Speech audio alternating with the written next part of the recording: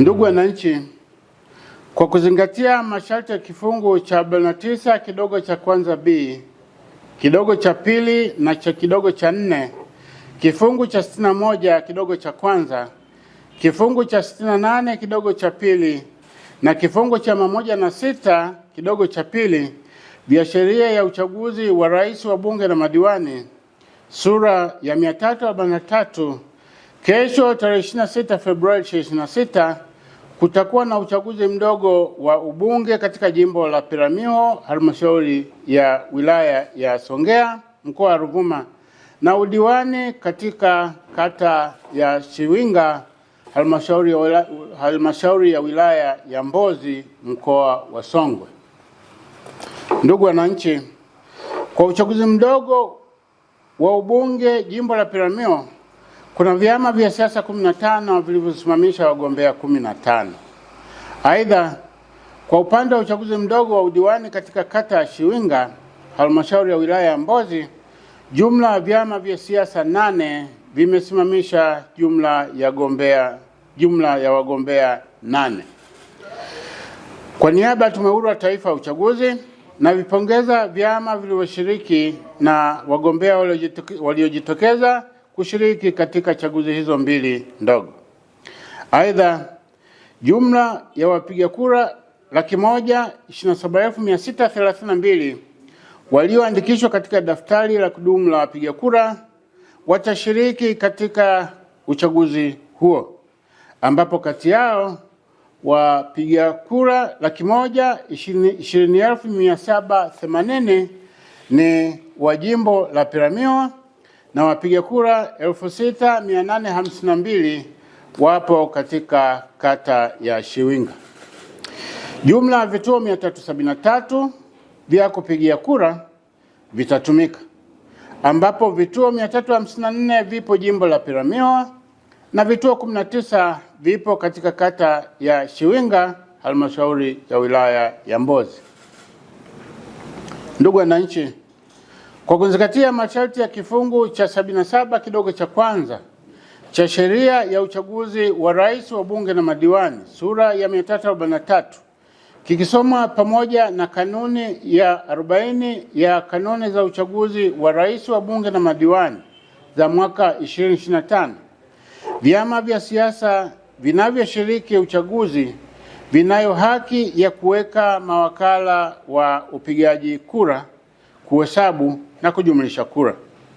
Kwa kuzingatia masharti ya kanuni ya 40 ndogo ya 6 ya kanuni za uchaguzi wa rais, wa bunge na madiwani za mwaka 2025, tarehe 19 Februari 2026, mawakala wa vyama vya siasa walioorodheshwa na vyama husika walikula kiapo cha kutunza siri, na hivyo watakuwa na haki ya kuwepo katika vituo vya kupigia kura, kuhesabu na kujumlisha kura.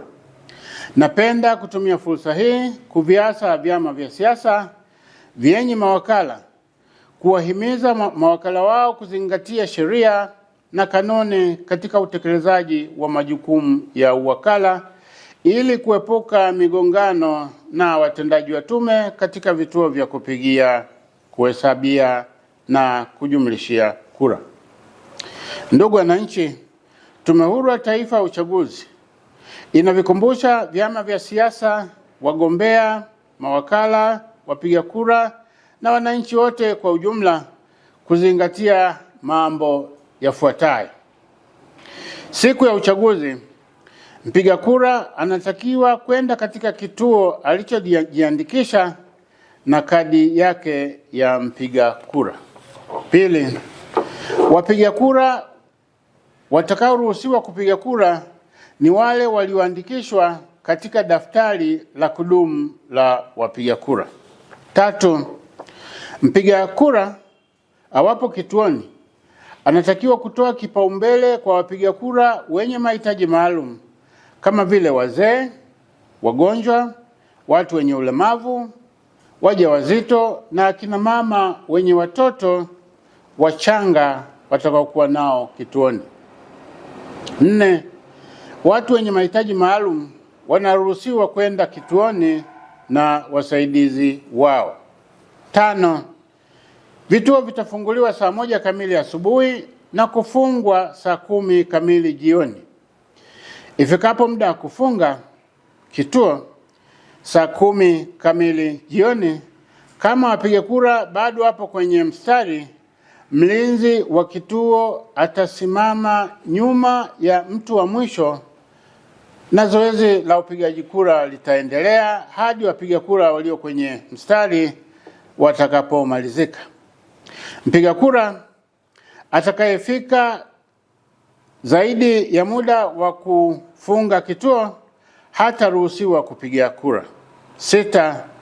Baada ya kumaliza kupiga kura, mpiga kura anatakiwa kuondoka eneo la kituo cha kupigia kura.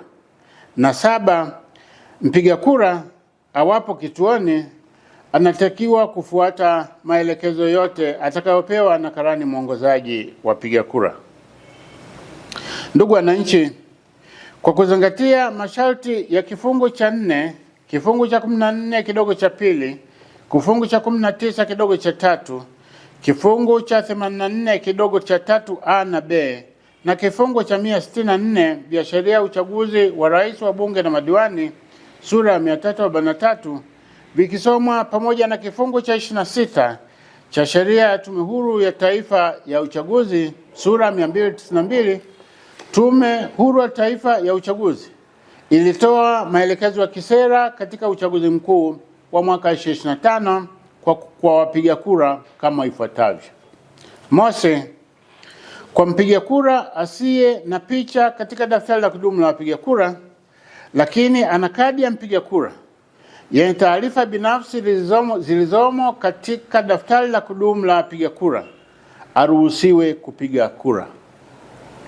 Pili, kwa mpiga kura ambaye ana kadi yenye namba ya mpiga kura inayotofautiana na namba ya mpiga kura iliyomo katika daftari la kudumu la wapiga kura, lakini taarifa nyingine zote ikiwemo picha na majina yaliyopo katika daftari la kudumu la wapiga kura ni sawa kama ilivyo katika kadi ya mpiga kura alionayo, aruhusiwe kupiga kura.